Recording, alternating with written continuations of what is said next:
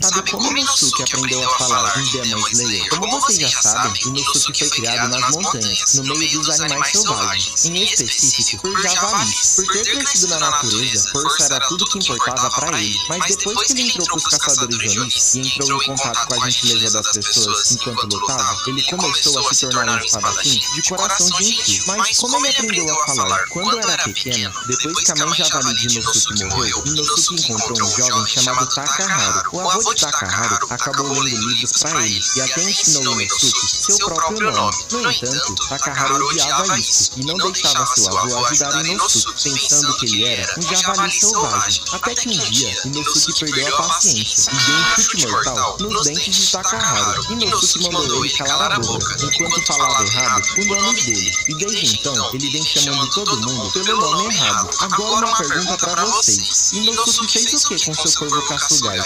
Mano, você sabe como Inosuke aprendeu a falar?